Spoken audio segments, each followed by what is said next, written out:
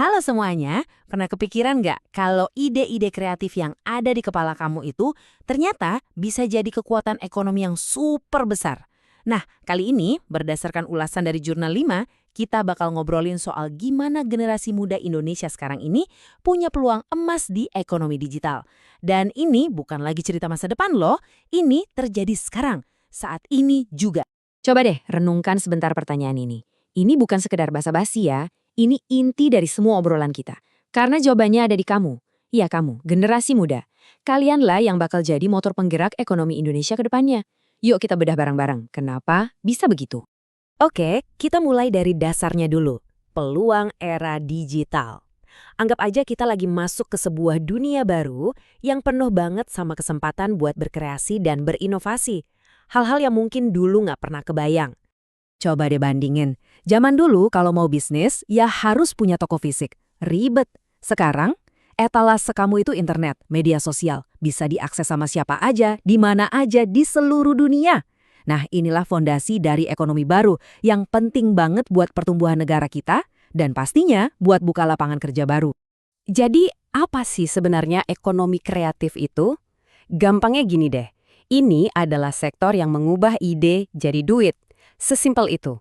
Mulai dari aplikasi yang kamu bikin, konten video yang kamu unggah, sampai kerajinan tangan yang kamu jual lewat online. Ingat ya, modal utamanya ya kreativitas kamu itu sendiri.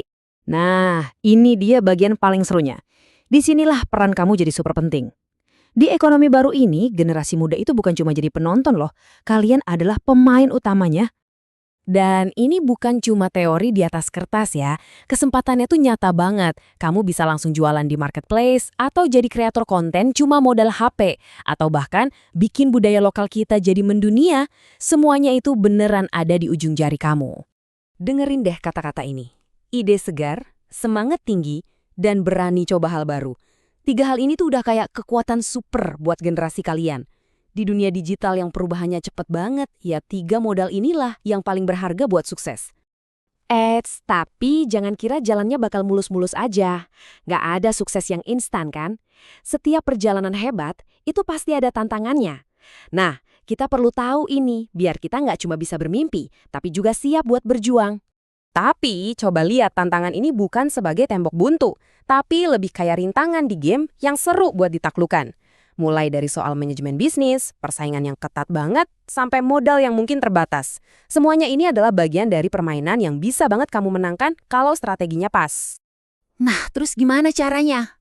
Tenang, ada strateginya.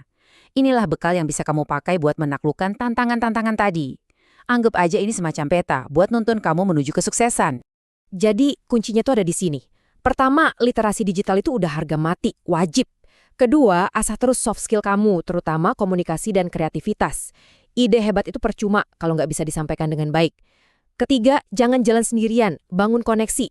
Dan yang terakhir, ini yang paling keren menurut saya, jadikan keunikan lokal kita sebagai senjata utama buat bersaing di pasar global. Oke, sekarang coba kita lihat dari sudut pandang yang lebih luas. Kita zoom out sedikit. Pernah kepikiran gak sih kalau kesuksesan kamu secara pribadi itu dampaknya bisa gede banget buat masa depan bangsa kita? Coba dilihat hubungannya. Setiap produk baru yang kamu ciptakan, setiap bisnis kecil yang kamu bangun, itu tuh secara langsung ikut memutar roda ekonomi nasional. Inovasi yang kamu lakukan itu jadi bahan bakar yang bikin posisi Indonesia makin kuat di panggung dunia. Keren kan? Dan yang paling penting untuk diingat, kamu nggak berjuang sendirian. Ada ekosistem yang siap mendukung di sekitar kamu. Ada pemerintah, ada kampus, ada komunitas-komunitas yang siap bantu.